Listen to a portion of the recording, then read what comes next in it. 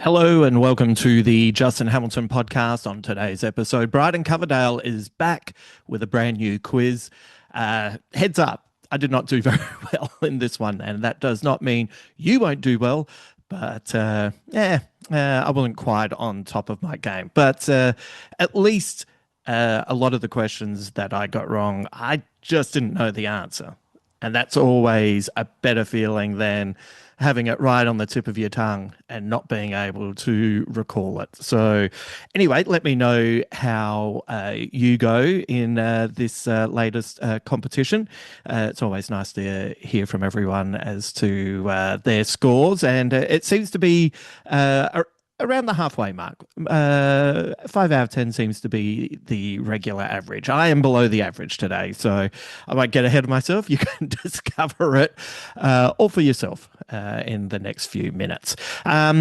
Couple of quick things. One, my next edition of my newsletter is coming out this Tuesday morning. It is a fortnightly newsletter. It sticks to the tenets of this podcast, which is here, my friends and I, we try to sift through popular culture, books, TV, movies, music, and we try to talk about what we love, and through that process, hopefully suggest some things that you might enjoy as well. The newsletter is kind of an encapsulation of that. There'll be one or two suggestions every fortnight of things that I've been enjoying. And then you can also, through the newsletter, get cheap tickets or free tickets to shows that I'm producing. Recently put on some cheaper tickets for people in Brisbane when I perform my solo show at Good Chat Comedy. So you can be a part of that as well. And it's also a good place to keep across what I've been working on through the podcast, through writing on Substack, through bonus podcasts on Patreon, and through the clips that I share on YouTube. It's free to sign up, and it'll drop every second Tuesday in your inbox, and it's hopefully just a little positive email at the beginning or close to the beginning of the week that hopefully gives you something that you can have a think about or get on board with, or maybe something you're already engaging with and it reminds you how much you enjoyed it. So if you would like to sign up for that, head to the website justinhamilton.com.au. You can sign up on the front page. You will get a confirmation email. It'll probably go to spam. Just check your spam, move it to your inbox, and then you'll be set to go. Now, the other announcement that I had for you is that as of Friday, I'm pretty certain it will be Friday. Friday or Saturday? I reckon it'll be Friday. Anyway, it's the last time we'll be doing this, but we have been in the past doing an episode for every episode of The Bear, and we do them all in a row. They always drop every season at once. I hate that. I genuinely hate that. When it's a TV show that I love, I like to try and space it out.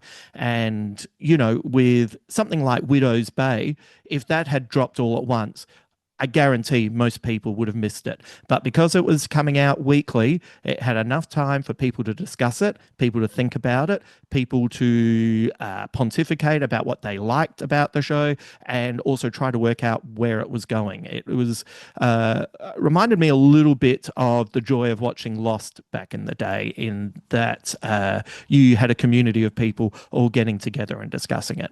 The Bear dropping all 8 episodes on Friday.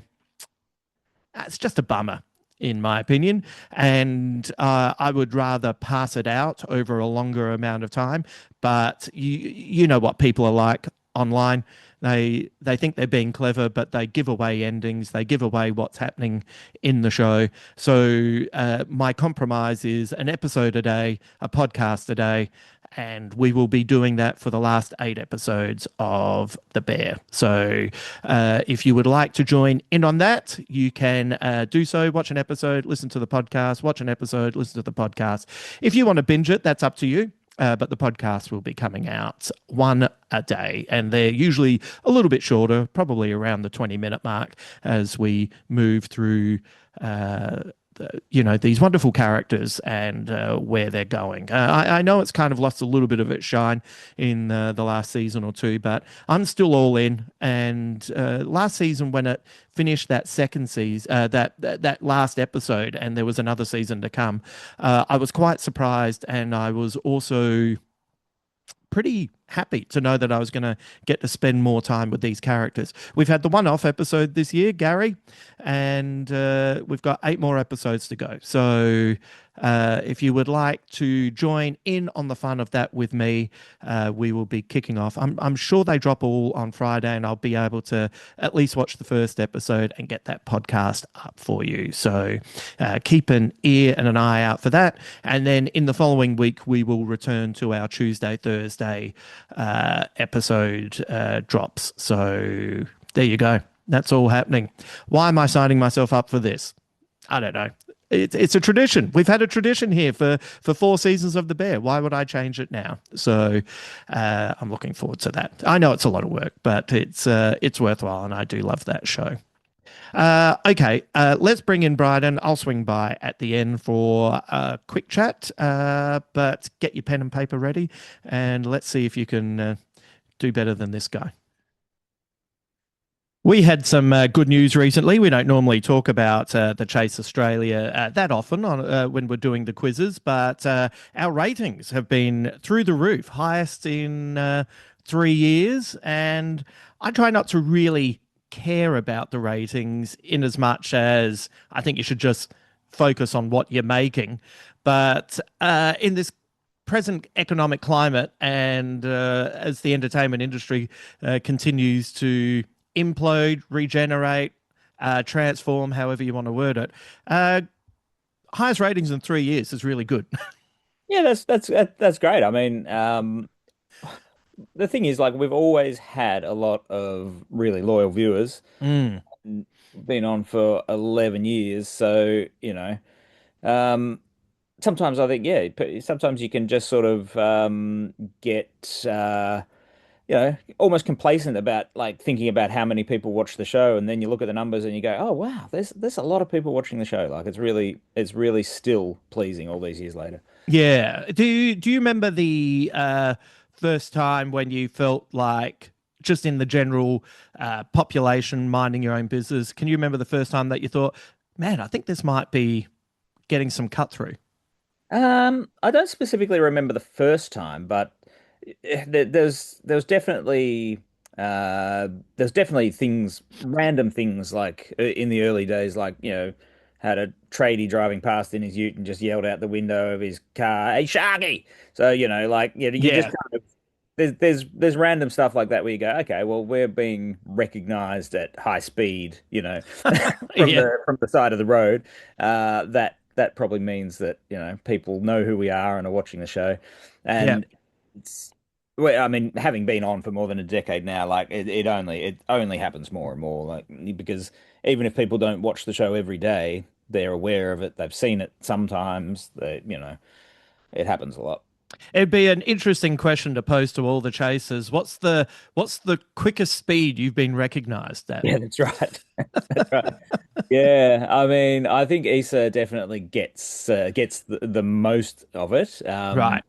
Although obviously, Matt is pretty tall. It's hard for him to, hide in a crowd. So, Yeah.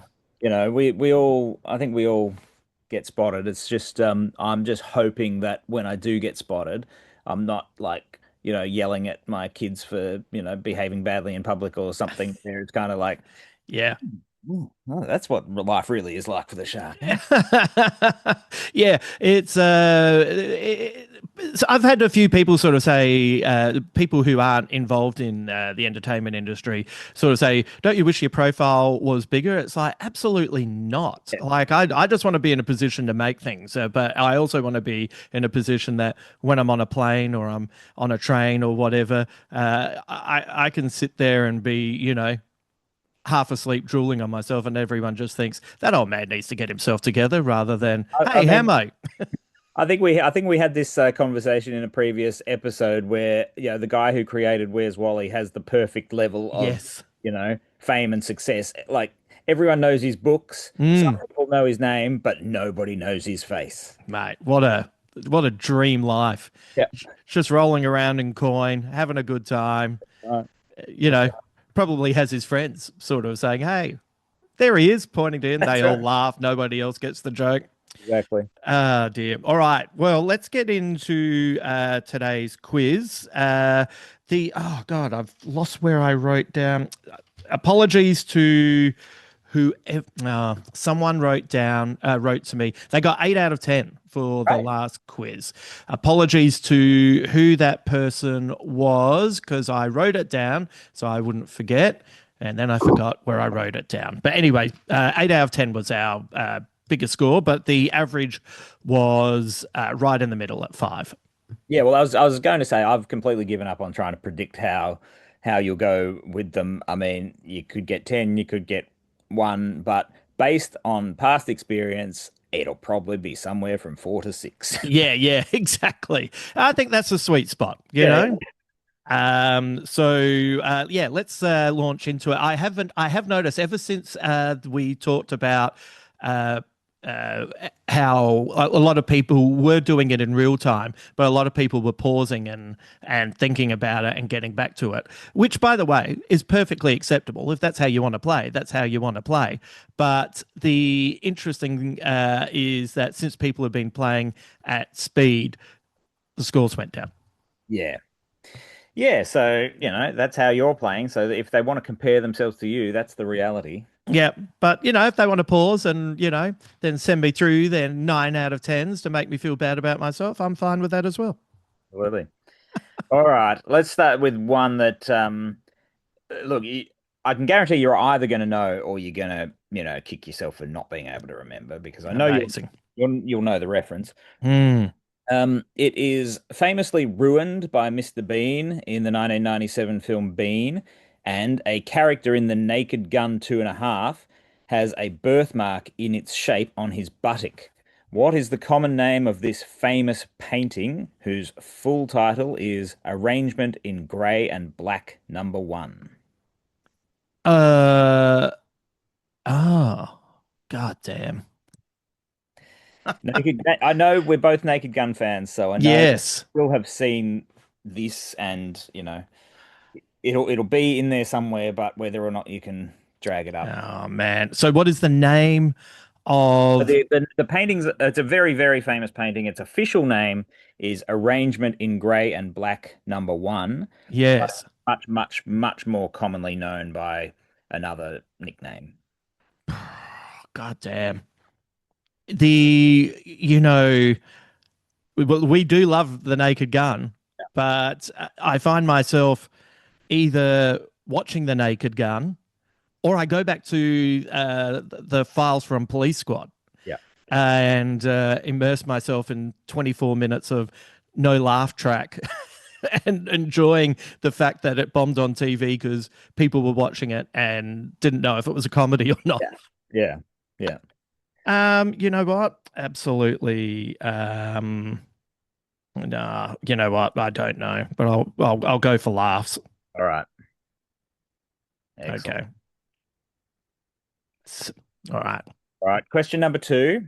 Which major company on its Twitter account, and I still call it Twitter, I refuse to call it X, follows only 11 other accounts? Specifically, Herb Alpert, Herb Sendek, Herb Dean, Herb Wesson, Herb Scribner, Herbert Jones, Jerry Halliwell, Mel Brown, Mel Chisholm, Emma Bunton, and Old Spice. All right. That is really funny. And I don't know, but I'm taking a pretty educated I think, guess I with think that one. if you've got an educated guess, then it's going to be right. Yeah.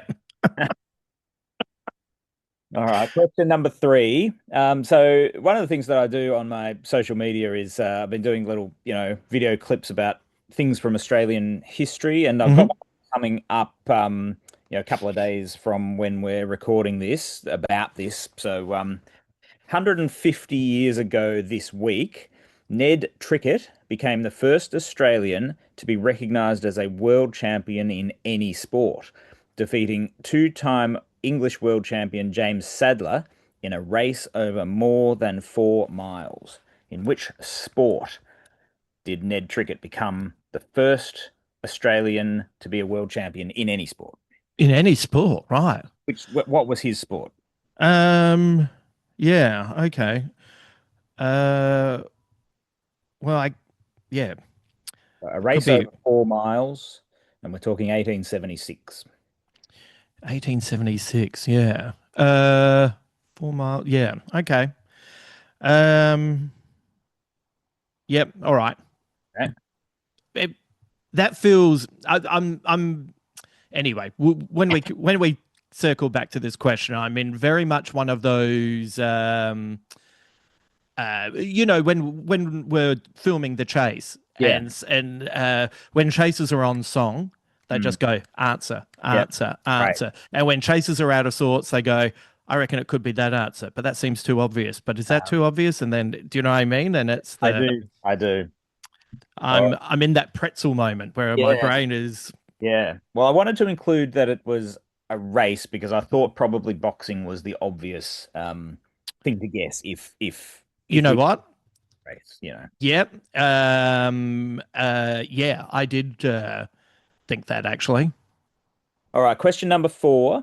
Which person was once described by French President Francois Mitterrand as having, quote, the eyes of Caligula and the mouth of Marilyn Monroe?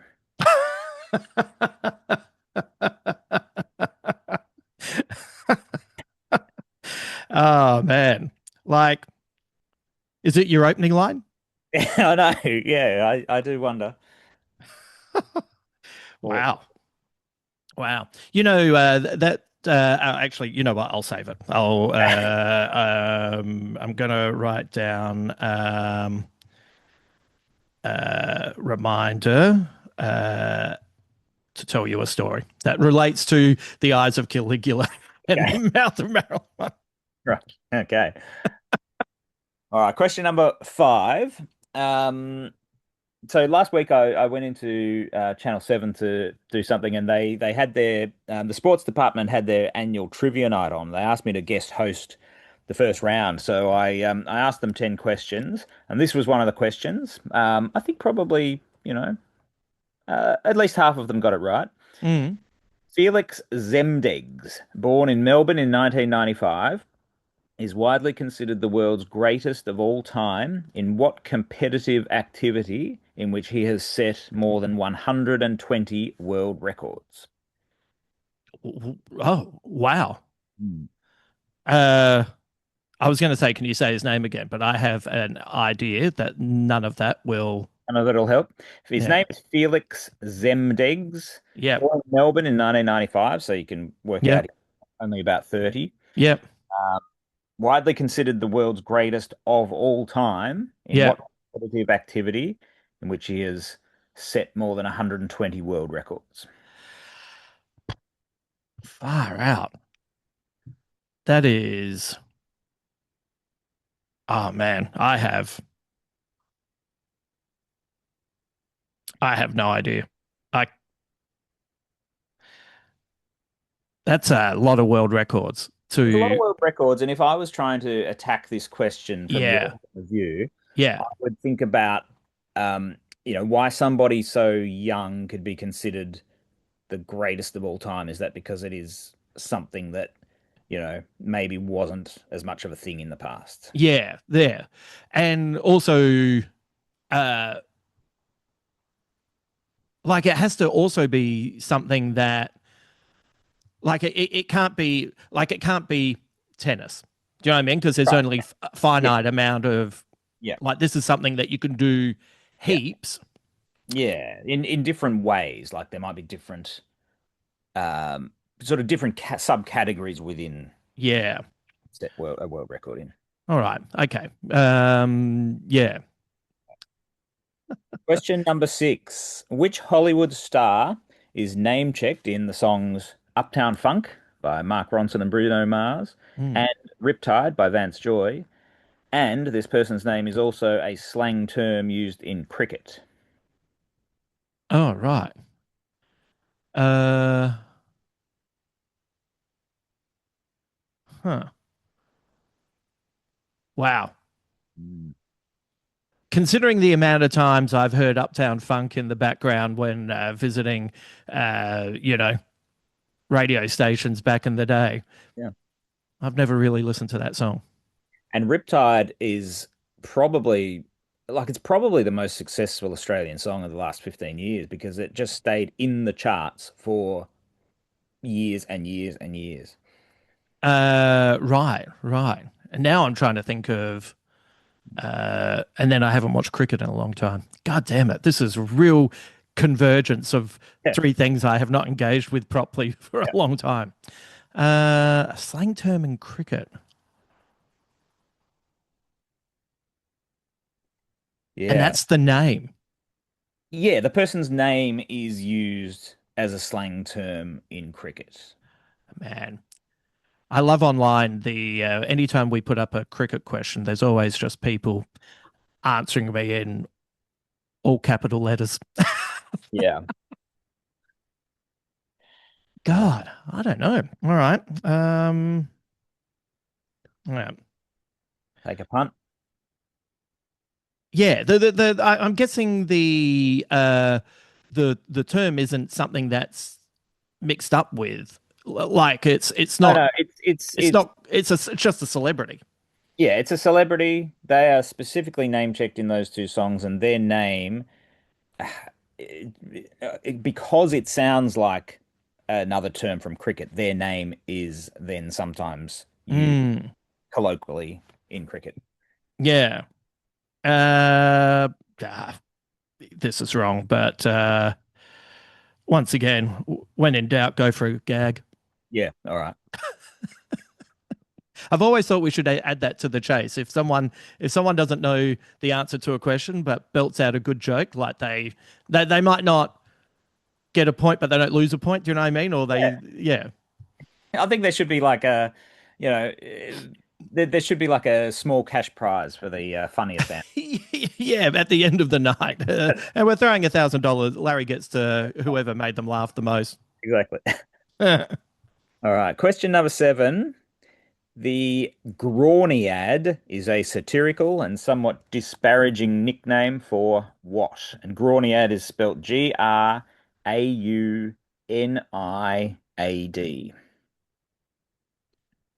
uh, It is a satirical and somewhat disparaging nickname for what? huh. Uh, Man, I don't know. That is If yeah, writing it down and looking at the letters, I think would help you. Graunie. Niad. Oh, Naid. N so yeah, sorry, start again. Grauniad. Grauniad.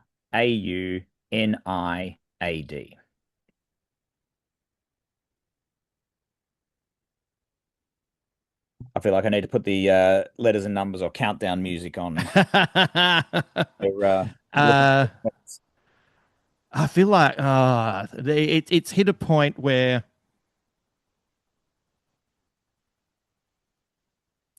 damn, this is question number 8, isn't it? Yes, it's no, seven. 7. Oh, okay.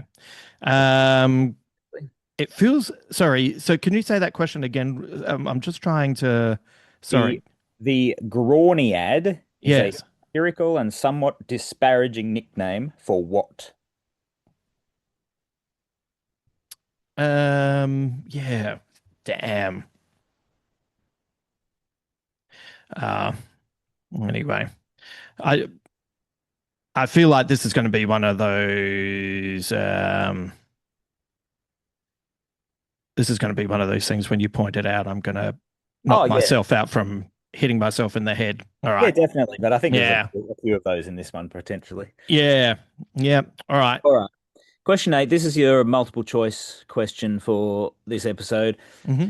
What is the name of the politician who became Canada's opposition leader in 2022? Was it A, Candice Bergen, B, Roseanne Barr, or C, Angela Lansbury?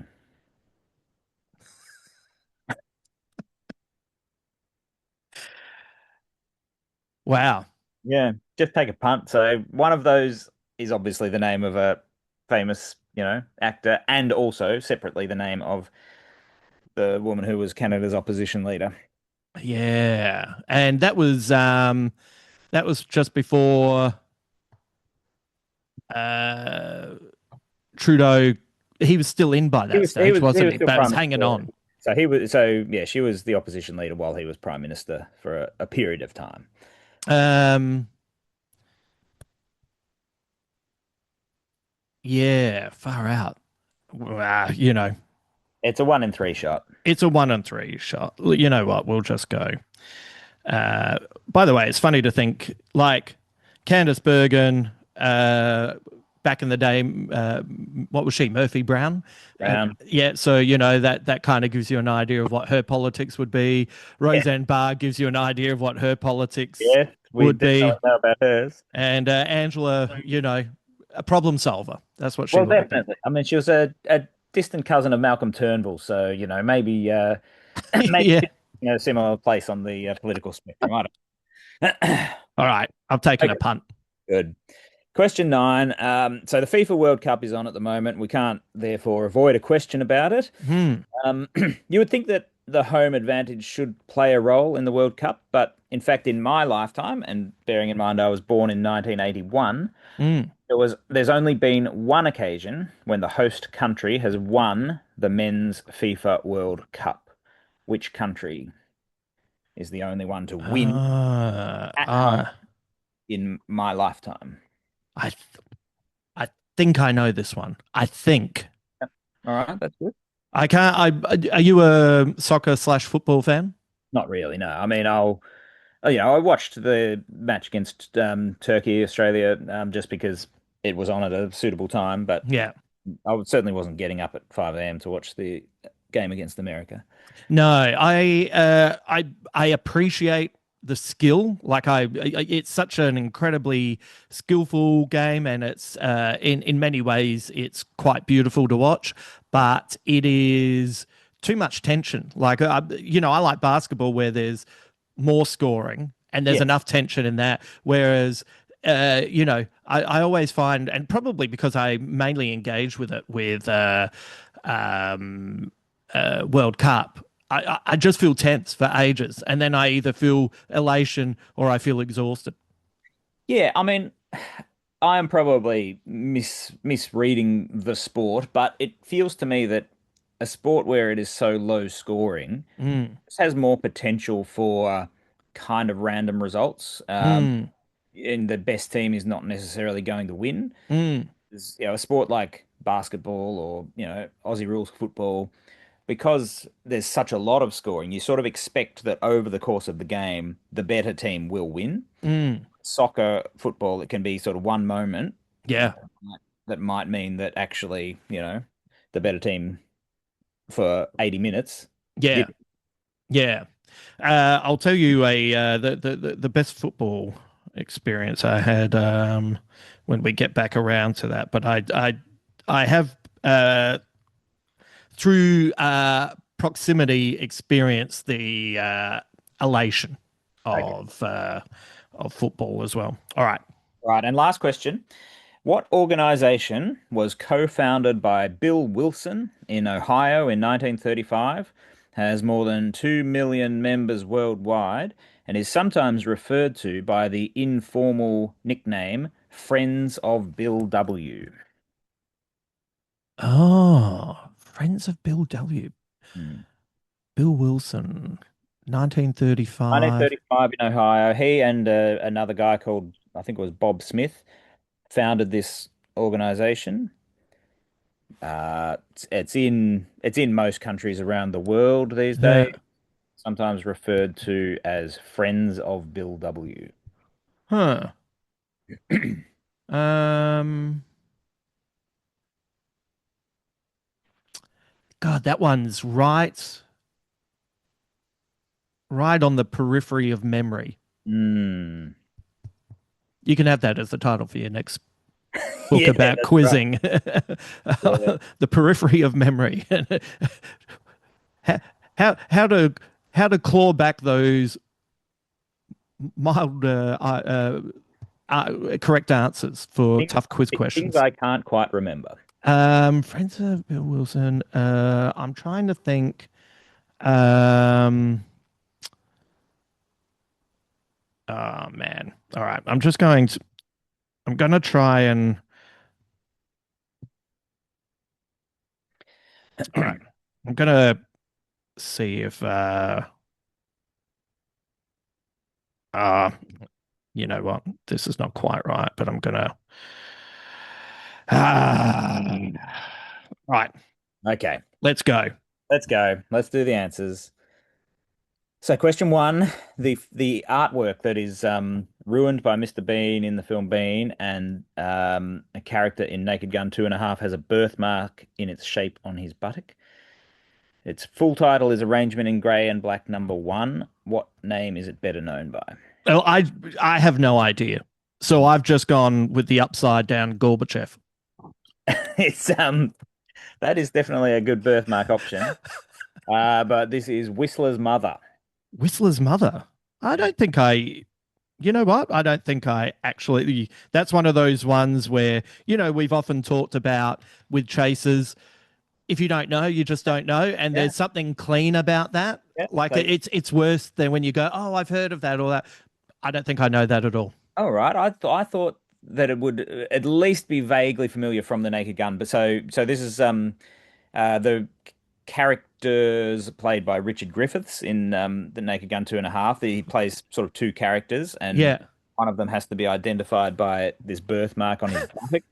And Frank Drebin at one point tries to prove that this is the wrong guy and pulls down this guy's pants and tries to scrub off this tattoo with steel wool because he thinks it's a fake.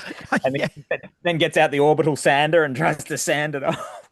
And then turns out, of course, Uh, the real tattoo. I honestly, as I said, I go when I rewatch Naked Gun, I watch that. I watch the first one, the TV series, because I love how every episode puts up the title written, but the voiceover says a different title. Always makes me laugh. And then clips online. So you know what? I need to rewatch the third one as well. Yeah, rewatch that scene. It's good. It's a very funny scene. By the way, I saw that Mike Myers did something with the Austin Powers crew and made a suggestion that a fourth movie might be coming along.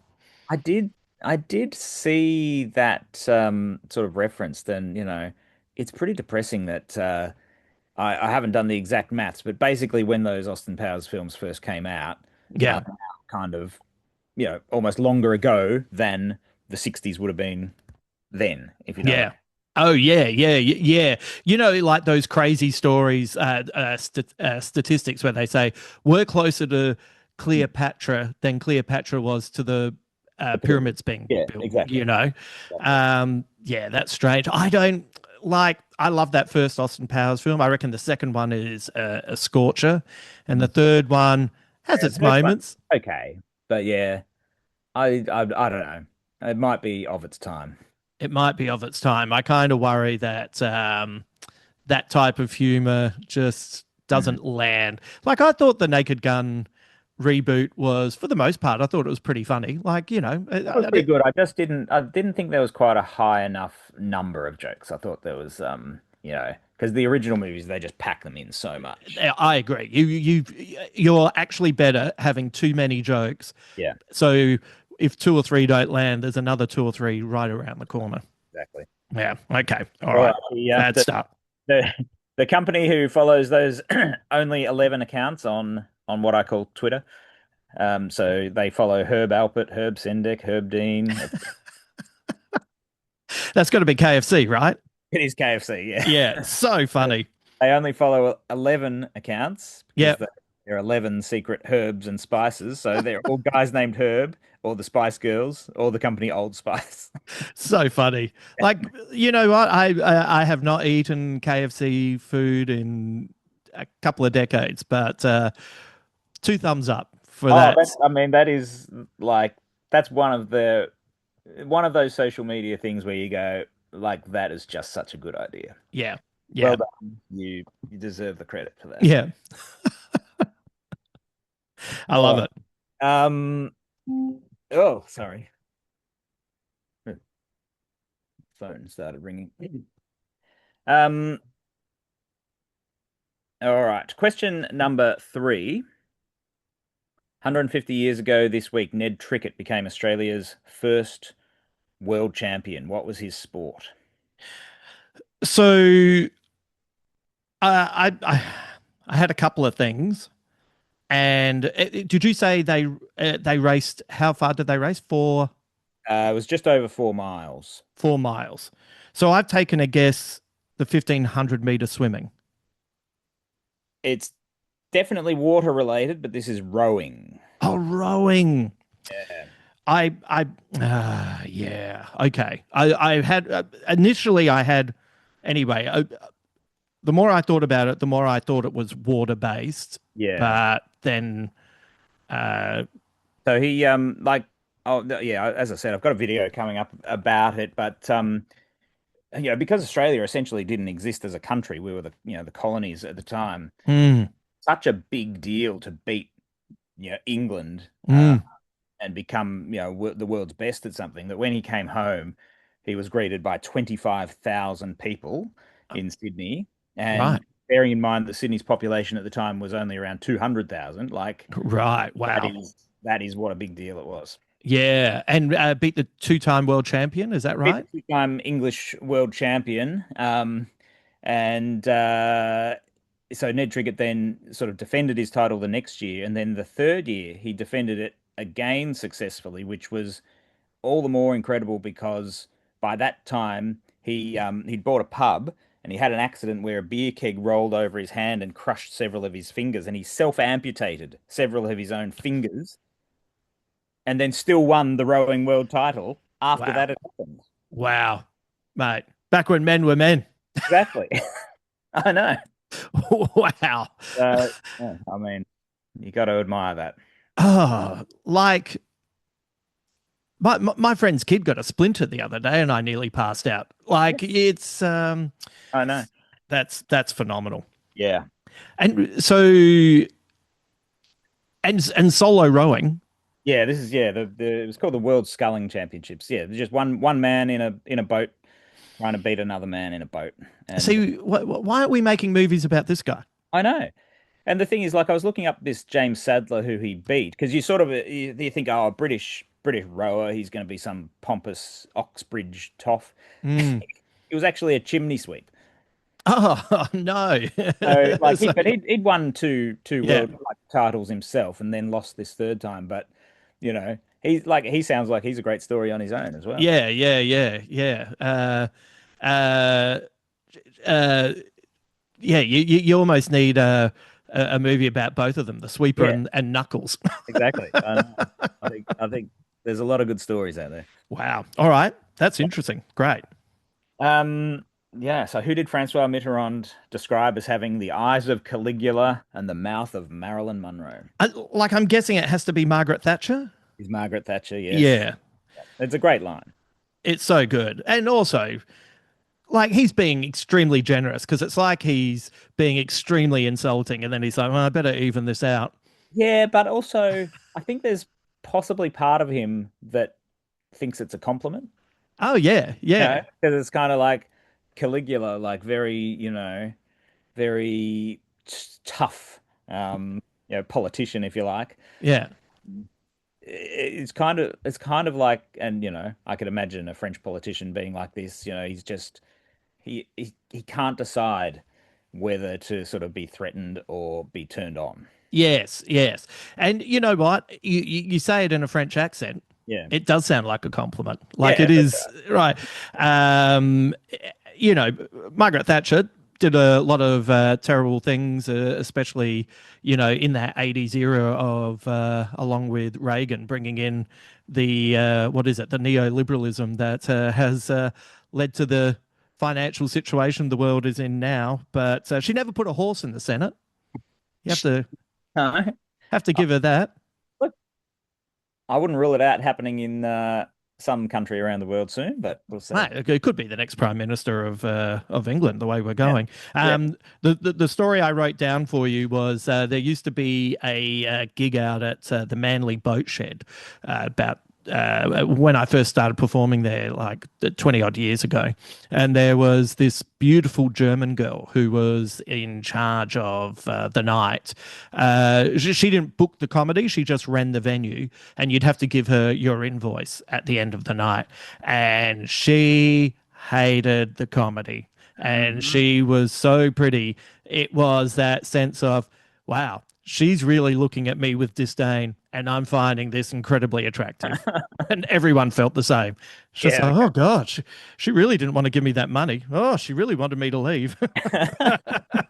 So, as soon as you mentioned Caligula eyes and Marilyn Monroe mouth, I think of whatever that German woman's name was who absolutely didn't even tell us her name because she had that little interest in us. So you can associate with where Francois Mitterrand's head Yeah, would. yeah, yeah, yeah. I can see where it's coming from. Yeah, great. All right. All right, Felix Zemdegs, born in Melbourne in 1995, widely considered the world's greatest of all time. In what Hmm. activity? Uh, I took a guess. I don't know if this answer is actually too broad, but I took a guess. Esports.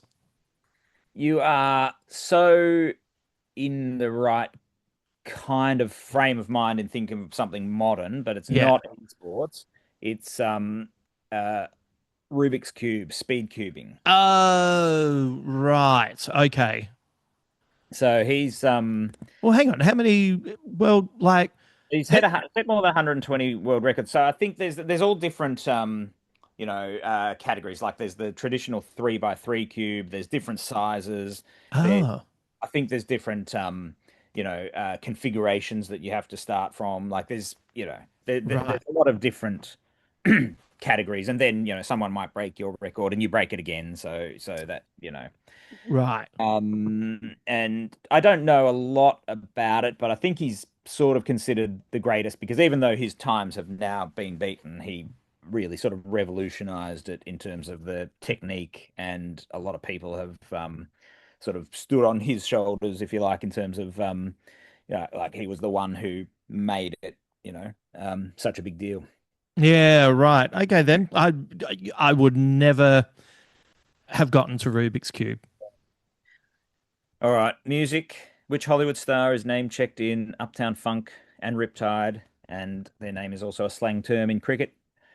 Look, I I actually had no idea. So I just went with Roger Moore because it sounds like a name, but it also sounds like a command, It an old does, school it does command. indeed. It does indeed.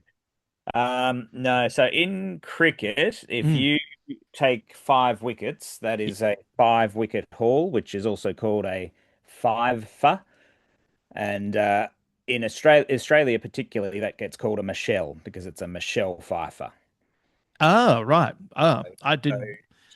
so she is in Uptown Funk. It's Michelle Pfeiffer, that white gold Right. is in the lyrics, and in Riptide, the lyric is closest thing to Michelle Pfeiffer that you've ever seen. Ah, okay. I did not know that. I think when I was starting to check out from cricket, I think the was it the Australian team that started sort of saying, "Hey, we acknowledge the crowd when we get 50 or Yeah, 100. We should yeah, acknowledge the crowd if you get 5 wickets." Was that an that's right. Australian edition? Yeah, yeah, that was I think around Glenn McGrath was sort of Yes. thinking, hey, the batters all get the credit here. Like if we get 5 wickets, like that's a pretty big deal. So we should raise the ball in the same way Yeah. that batters raise their bat. Yeah. I actually quite like that as an Yeah. addition. Yeah.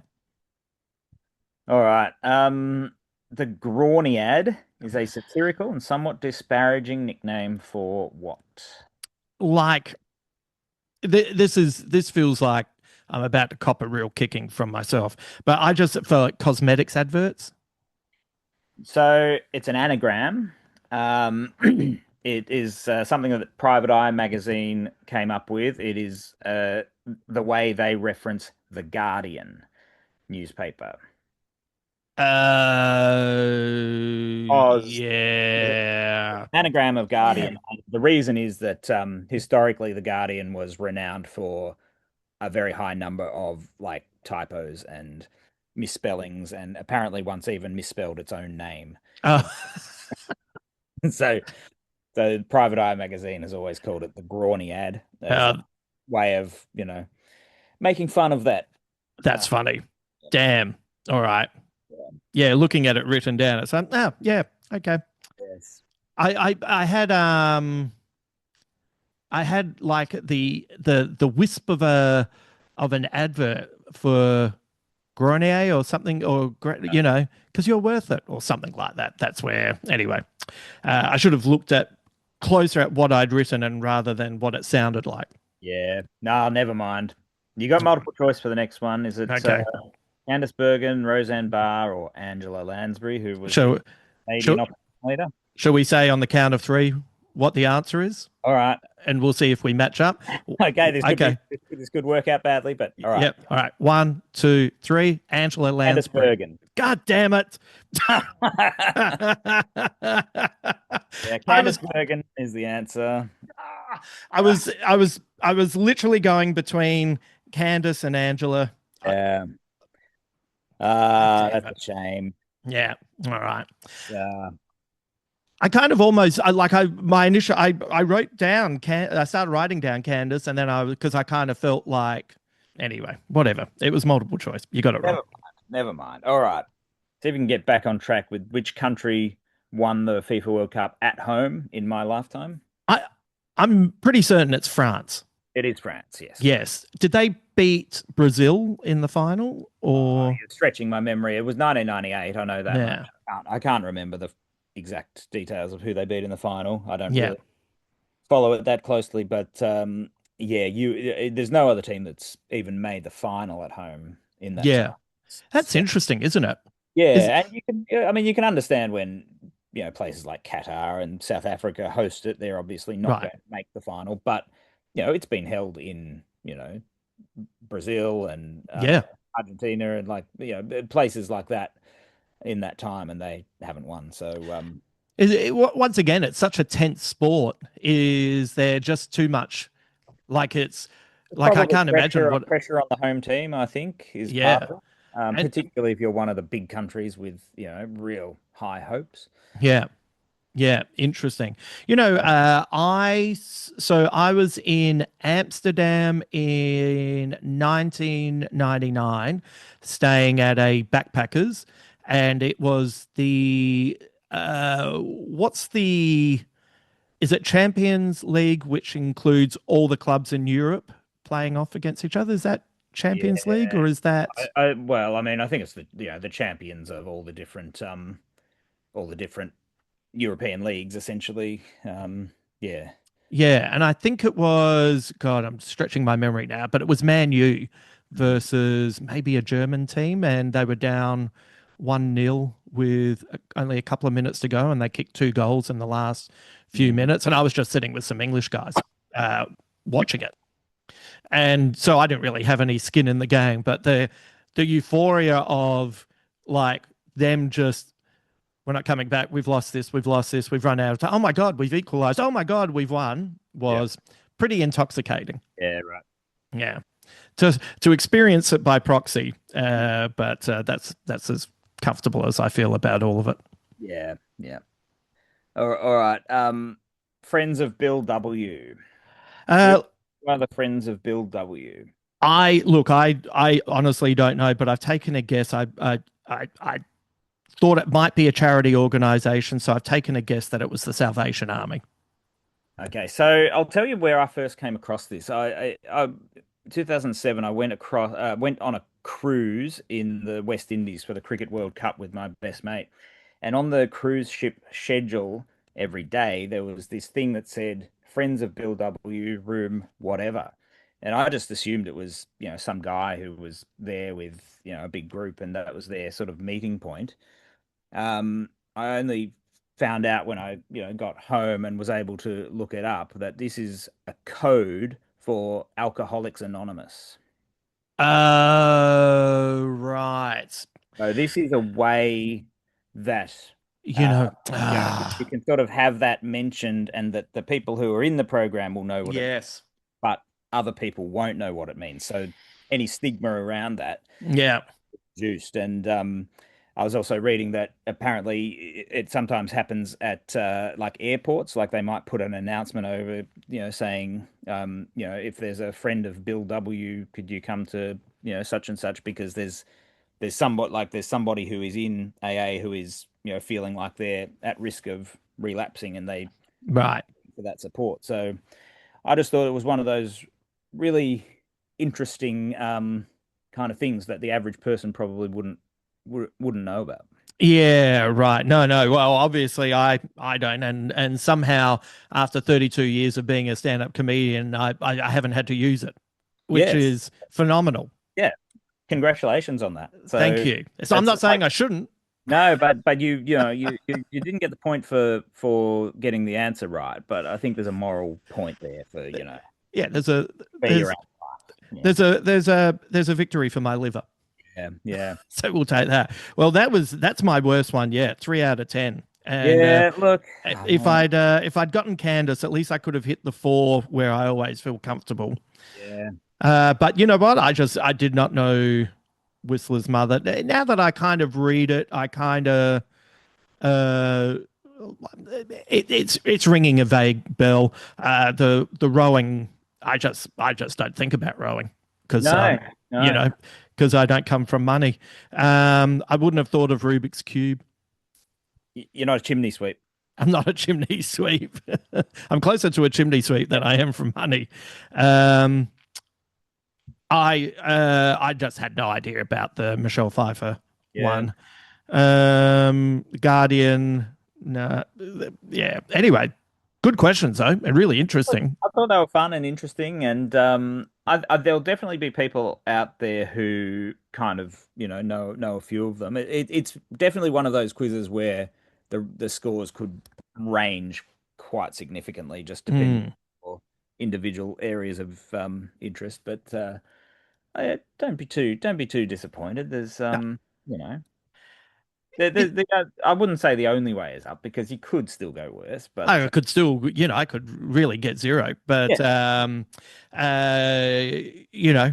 it is interesting that I knew Margaret Thatcher immediately. So that shows you where I was spending a lot of my time, and also to get a World Cup question right that's feels right. like a win. Yep. So you're all about Margaret Thatcher, KFC, and soccer. And soccer. That's what everyone says about me. The three areas of special interest.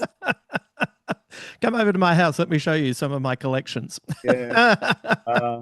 Uh, That was great, Brydon. That's great that you got those questions right, but missed the ones about the Naked Gun and Like, man, the Naked Gun one is a genuine bummer. But it has now inspired me to rewatch the sequel and the third film as well. I have a feeling they all hold up. I think they probably do. Yeah. Yeah.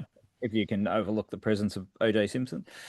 It's like OJ in Naked Gun. It's what's his name in Dodgeball, Lance Armstrong, Oh yeah. and all I keep saying is thank goodness for Kareem Abdul-Jabbar because I can still watch Flying High and find that really funny, and he has lived a very good life, Yeah. and he's an intellectual, and he has done nothing to have me watch those movies with a caveat No, that's right. That we know about. that we know about. Please hang in there, Kareem. So, Brydon, where can people find you? Yeah, you can find me my website, BrydonCoverdale.com, or Facebook, Instagram, TikTok, where I do, like I was saying, there's videos about interesting things from history and the odd quiz question and that sort of thing. You can find me there. Yeah, great. Once again, excellent work, Brydon. Look forward to having you back on the podcast soon. All right, thanks, Justin. Thank you to Brydon for bringing in a brand new quiz. Look, I didn't do very well, but I found all of it really interesting.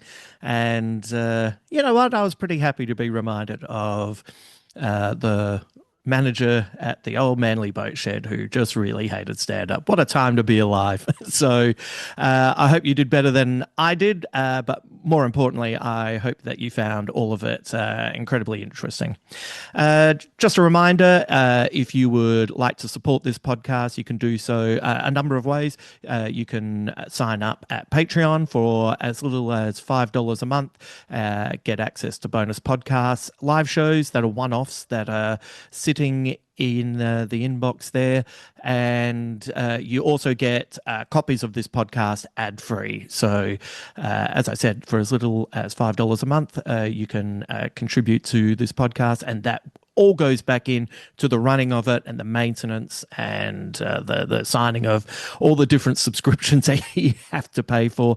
God damn, last week I had like $1,600 just go missing from my bank account. I was like, what happened? Like, so I had a look, and in the course of like 36 hours, a big chunk of that was rent, but it was my Microsoft Word subscription.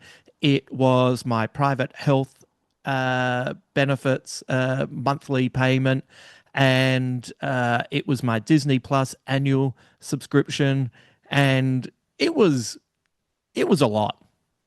Like, I feel like all I do is work to pay my subscriptions that help me make my podcast. And anyway, I think that was the first time in a long time that I thought, I could just quit and not have any of these subscriptions. But anyway, luckily I do love what I do. So, shouldn't complain too much. And at least it's close to the end of year. So I can, claim it on tax. Or maybe I can just go full Husey and blame Albo. So there's lots of options ahead of me. Also, if getting back to supporting the podcast, a top review on your favorite listening platforms is great. You can subscribe and watch it at my YouTube page, where I also have 2 live stand-up shows that are there for you to check out.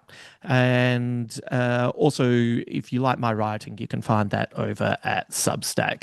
All of this can be found at my website, justinhamilton.com.au. Click on stuff, and there's a whole bunch of links for things that you might enjoy. If you'd like to follow me, I guess Instagram is probably the best. Justin Hamilton Comedian at Instagram. That's probably where I loiter the longest, but you can find me on Blue Sky and Threads and Facebook as well.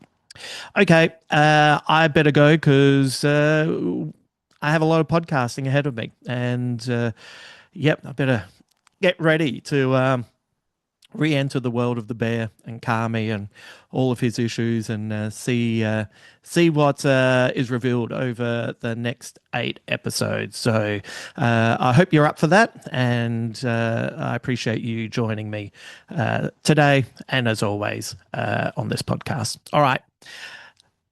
Let me know those scores. I hope you did better than me. Until then.